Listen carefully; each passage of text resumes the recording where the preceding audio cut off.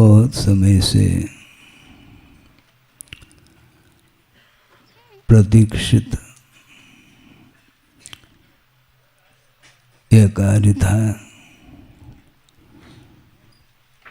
सभी क्षुल्लक एवं ऐलक महाराजों की भावना प्रतिदिन नहीं, प्रतिपल उनकी भावना देखने में आती थी और उस भावना को मैं प्रतिदिन देखता था। लेकिन भावना अलग वस्तु है और भावना को क्रियान्वयन करने के लिए बड़ी पुरुषार्थ की आवश्यकता होती है। इसलिए आवश्यक है कि दीर्घ सहनन नहीं है, हीन सहनन है। भावना उत्कृष्ट हो सकती है किंतु शरीर भी साथ देना चाहिए। शारीरिक क्षमता यदि नहीं रहती है तो मुनिव्रत का पालन करना बहुत कठिन सिद्ध होता है। इसके बावजूद भी गुरुदेव के कर कमलों से वो दीक्षित हुए थे, इसलिए ज़्यादा समय नहीं लगा। बहुत अल्प समय में उनको रत्नत्रय प्राप्त करने का अवसर प्राप्त हुआ और इसमें गुरुदेव का वरद हस्त रहा है। उनका प्रतिदिन मंगलमय आशीर्वाद रहा है और उनके माध्यम से ही पूरी तरह से भूमिका बन चुकी, पूरी तरह से संस्कार निरंतर बढ़ते जा रहे थे। अब जब उन्होंने बीजारोपण कर ही दिया है, अब अपना कर्तव्य होता है कि जल्दी से जल्दी वह वृक्ष का रूप ले लें। वृक्ष का रूप वह बीज तब लेता है जब उसमें बीजत्व हो। समझने के लिए चना है, आप बोएंगे तो चना अंकुरित हो जाता है, लेकिन यदि वह चना, क्या समझ रहे हैं, काबुली चना हो जाए तो उसमें बीजत्व नष्ट होता है। जो भुना हुआ सिका हुआ जो चना है उसमें अंकुरित होने की क्षमता नहीं रहती। तो उसी प्रकार ये जितने भी चने थे वे बीजत्व को लिए हुए थे और गुरुदेव के कर कमलों से उनका वपन हुआ था और वे अंकुरित हो करके पौधे के रूप में दिखाई पड़ रहे थे। और गुरुदेव का हमेशा हमेशा श्रवण संग के लिए उपदेश और संकेत हुआ करता था कि जिस प्रकार मैं आचार्य ज्ञान सागर जी के चरणों में गया और उन्होंने जिस प्रकार मेरे लिए शरण दिया है, इसी प्रकार इस परंपरा को जारी रखना चाहो तो पंचम काल के अंत तक उत्तरवर्ती जो भी श्रमणादिक होंगे उनका भी परम कर्तव्य बनता है। जो मुमुक्षु भव्य जीव आत्म कल्याण करने की दृष्टि को लेकर के, विचार को लेकर के जब आता है, उसके लिए भी यथा योग्य मार्ग दिखाना चाहिए क्योंकि मार्ग पर चलने की जो उत्कंठा जिसके अंदर है, तो निश्चित रूप से उसका भविष्य उज्जवल होगा। ये और उन्होंने कहा था कि किसी को आग्रह करने की आवश्यकता नहीं है, वह स्वयं ही आ जाता है। और पूजपा स्वामी ने भी स्पष्ट शब्दों में उल्लेखित किया है, सर्वार सिद्धि में स्वहितम उपलिप्सो, जो अपना आत्महित करना चाहता है, आत्महित करने की लालसा उत्कंठा जिसके अंदर है, उसको कोई भी इनकार नहीं कर सकता। एक प्रसंग आपके सामने रखूं, प्रासंगिक है, समय भी हो रहा है। वह ये है कि आचार्य ज्ञान सागर जी महाराज के चरणों में गुरुदेव पहुँचे। पहले 1 साल तक तो आचार्य देशभूषण जी के संग में उनका रहना हुआ। फिर बाद में सुनते हैं आचार्य देशभूषण जी महाराज के ही आशीर्वाद से वो निकल करके आचार्य ज्ञान सागर जी के सानिध्य को उन्होंने प्राप्त किया है। ज्ञानार्जन करने की उनकी तीव्र भावना थी और ज्ञानार्जन के साथ साथ चारित्र को अंगीकार करने की भी भावना थी। उस भावना को ही देखते हुए आचार्य देशभूषण जी महाराज ने उनके लिए आशीर्वाद दिया और वे पहुँचे।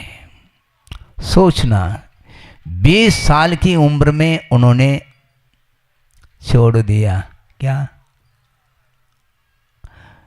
जिस पर वस्तु के साथ जो संबंध था व्यावहारिक दृष्टि से, घर, उसको छोड़ दिया, परिवार को छोड़ दिया। उन्होंने परिवार बसाया नहीं, इसके उपरांत भी जो भी परिवार था उसके प्रति भी उनका ममत्व भाव समाप्त हुआ और किसी को भी सूचना दिए बिना वो एकाकी होकर के निकल गए और हजारों किलोमीटर से वो यात्रा करते हुए आचार्य ज्ञान सागर जी महाराज के पास पहुँचे।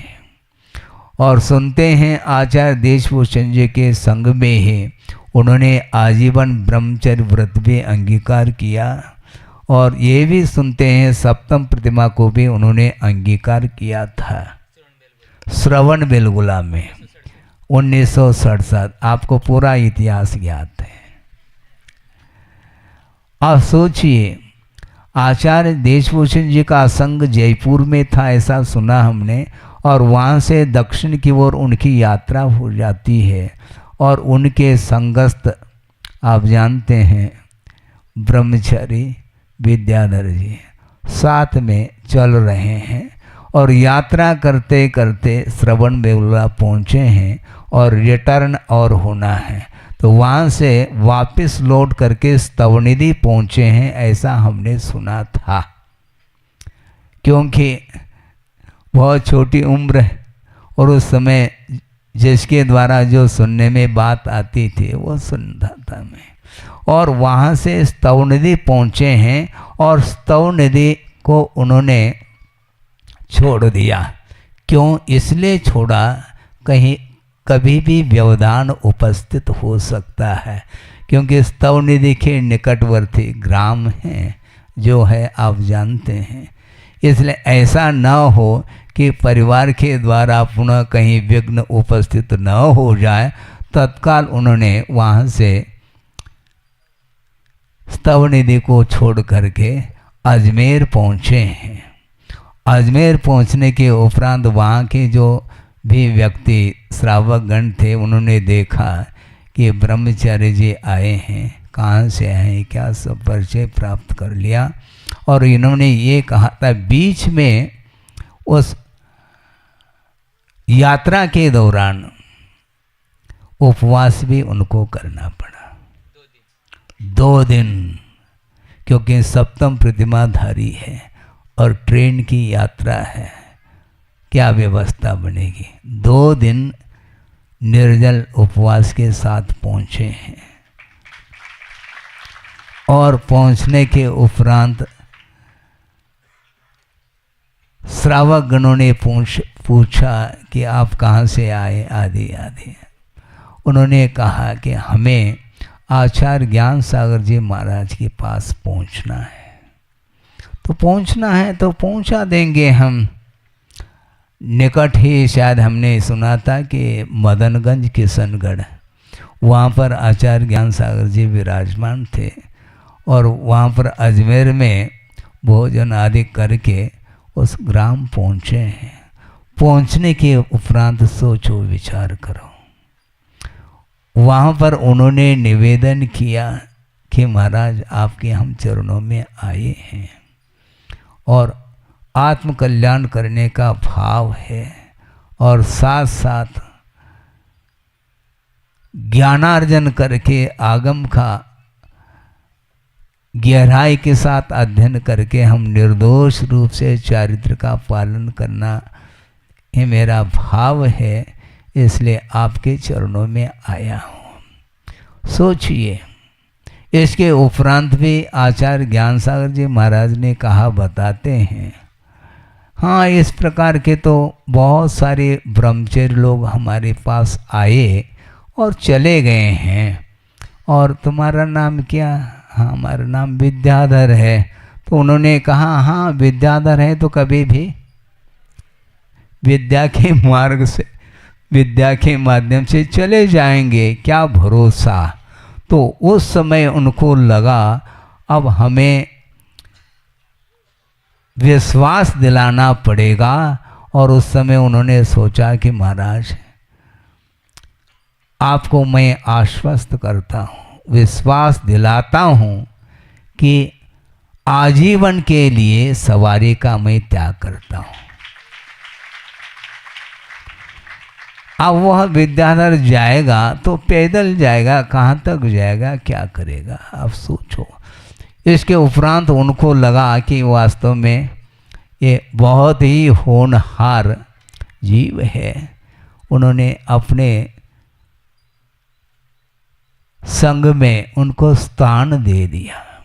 उसके पहले भी दो, एक क्षुल्लक थे, एक ऐलक जी भी थे, वृद्ध थे, और ये पहुँचे हैं।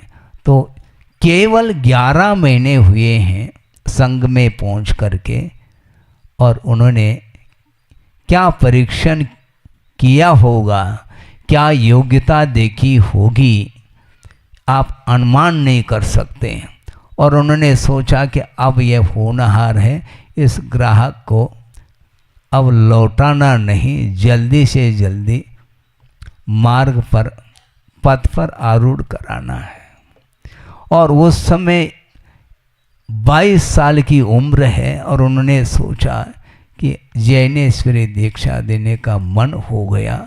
और वहाँ पर अजमेर में जितने भी गणमान्य लोग थे, प्रतिष्ठित, उनके मन में बार बार भाव जागृत हो रहा था कि इसको किसी भी रूप में रोकना पड़ेगा, क्योंकि 20-22 साल का जवान बालक है, इसको डायरेक्ट जैनेश्वरी दीक्षा देने का मन हुआ है।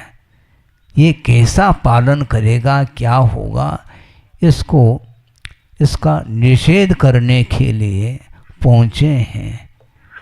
किंतु सोचो विचार करो, आचार्य ज्ञान सागर जी महाराज वो उद्भट विद्वान थे। बनारस में उन्होंने अध्ययन करके, संस्कृत प्राकृत आदि का अध्ययन करके उन्होंने साहित्य का सृजन किया था। और सुनते हैं कि उनके पास ज्योतिष विद्या भी थी। उसके माध्यम से पूरी तरह से उन्होंने परीक्षा की। अब किसी को पूछने की, किसी के सलाह लेने की कोई आवश्यकता उनको नहीं लगी, और उन्होंने ये स्पष्ट शब्दों में प्रतिष्ठित व्यक्तियों के सामने ये कह दिया कि देखो आप लोगों की भावना है, ठीक, हमने सुन ली। क्या भावना थी कि महाराज ये 22 साल का लड़का है, इसको आप दीक्षा दे रहे हैं, ये ठीक नहीं। तो ज्ञान सर महाराज ने कहा था ठीक है ये 22 साल का है, आप तो, हाँ आप कितने साल के हो गए? 60, 70, 80 साल तक पहुंच गए हैं, आ जाओ तो आपको पहला दीक्षित कर दूं मैं। आप केवल उम्र की ओर दृष्टि जा रही है, किंतु उसकी योग्यता, उसकी भावना, उसकी जो उत्कंठा है, उसकी ओर भी तो ध्यान दे दो कम से कम। उन्होंने स्पष्ट शब्दों में कहा भरी सभा में, यदि मैं इनको दीक्षित नहीं करता हूँ, इसको कोई रोकने वाला नहीं, जंगल में जाकर के दीक्षित हो जाएंगे। इतना जब कहना रहा तो सभी लोगों ने मुक्त कंठ से प्रशंसा की, महाराज अब हम आपके कार्य में व्यवधान डालना ये ठीक नहीं, हम अज्ञानी थे इसलिए भाव मन में आया। वस्तुतः देखा जाए कि न्याय के क्षेत्र में देखते हैं तो एक सूत्र हमें पढ़ने को मिलता है, वह प्रासंगिक है, उसको आपके सामने रख करके थोड़ा विषय रखता हूँ। वो ये है कि यो यत्र अनभिज्ञः स तत्र बालः, ऐसा कहा। जो जिस क्षेत्र में अनभिज्ञ है, कोई ज्ञान नहीं रखता है, उस क्षेत्र में वो बालक है। उसी प्रकार आप लोगों के पास मोक्ष मार्ग संबंधी कोई ज्ञान नहीं है, ध्यान रखो, तुम बालक हो, बैठे रहो। तुम मोक्ष मार्ग के क्षेत्र में जिसको अनुभव है, उसको दूसरे की सलाह लेने की आवश्यकता नहीं है। अपने अपने क्षेत्र में सब बालक हैं। एक सुप्रीम कोर्ट का चीफ जस्टिस है मान लो, ठीक है, वो न्याय के क्षेत्र में पारंगत है, निष्णांत है, किंतु डॉक्टर के लाइन में अंगूठा छाप है, वो कुछ जानता थोड़ी है। रोग हो जाए मान लो, वो कहाँ जाएगा? कोर्ट जाएगा क्या? किसी को व्याधि हो गई तो जाएगा कहाँ? वो डॉक्टर के पास जाना है उसको, हॉस्पिटल ही वो वहीं पर भर्ती होना, मेडिकल दुकान की ओर ही वह उसके कदम बढ़ते हैं। उसी प्रकार वह न्यायाधीश हो अथवा अन्य किसी क्षेत्र में वह पारंगत क्यों न हो, उस क्षेत्र में हो सकता है, उस क्षेत्र संबंधी वह ज्ञान रख सकता है, किंतु अन्य क्षेत्र में उसका कोई भी ज्ञान काम नहीं कर सकता।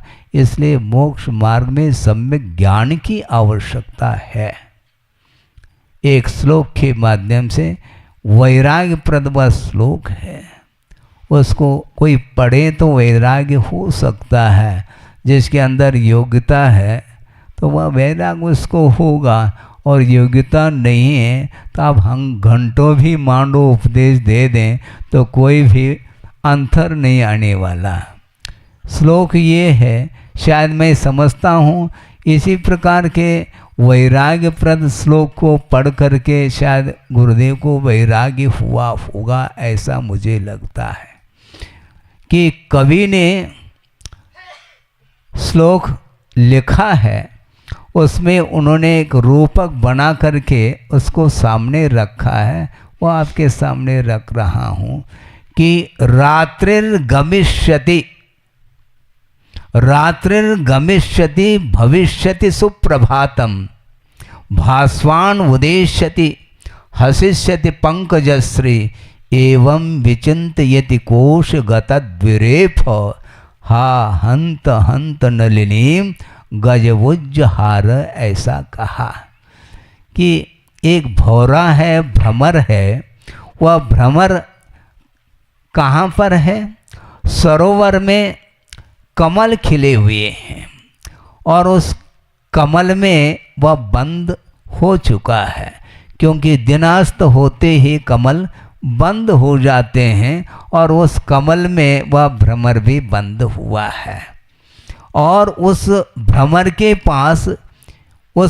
के पास इतनी क्षमता है, आप सुनिएगा, उस भ्रमर के पास इतनी क्षमता है कि वह लकड़ी को भी वह छेद कर सकता है लकड़ी पर, किंतु वह कमल के लिए धक्का नहीं लगा पा रहा है। क्यों नहीं लगाता?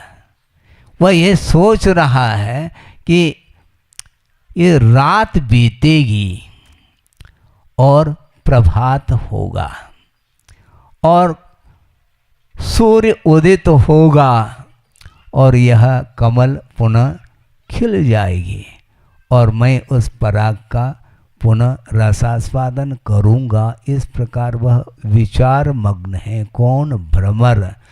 हालांकि वह भ्रमर चौरेंद्रीय जीव है, उसके पास कोई मन नहीं है, किंतु वहाँ पर कवि महोदय ने इस प्रकार रूपक बना करके हम लोगों के लिए एक प्रसंग को रखा है। इस प्रकार वो सोच रहा है। इसी बीच में वह एक विशाल काय हाथी वहाँ पर पहुँचा है और अपने सूंड के माध्यम से उस कमल को गजवुज्जहार उसको अपने मुख में ले लेता है। तो वह क्या हुआ, उसमें कमल और कमल के भीतर जो भ्रमर था वो दोनों उस हाथी के पेट में पहुंच गए।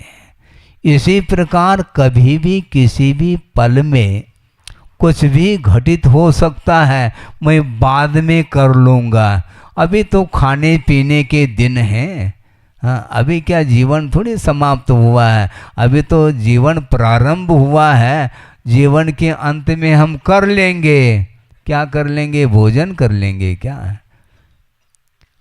जीवन किसी भी पल में अस्त हो सकता है, समाप्त हो सकता है। ये क्षणिक संसार है। इस प्रकार बार बार जो मन में विचार लाता है उसके वर्ष की बात है, उसी को वैराग्य हो सकता है और होता है। इसी प्रकार यहाँ पर मुक्तागिरी में जितने भी चुल्लक और ऐलक महाराज थे, उन्होंने यहाँ पर आकर के देखो 10-12 दिन 15 दिन हुए नहीं और पहले से उनकी वैराग्य जो है ना, तीव्रता को लेकर के वैराग्य था और इस प्रतीक्षा में थे कि महाराज अब जल्दी करियो।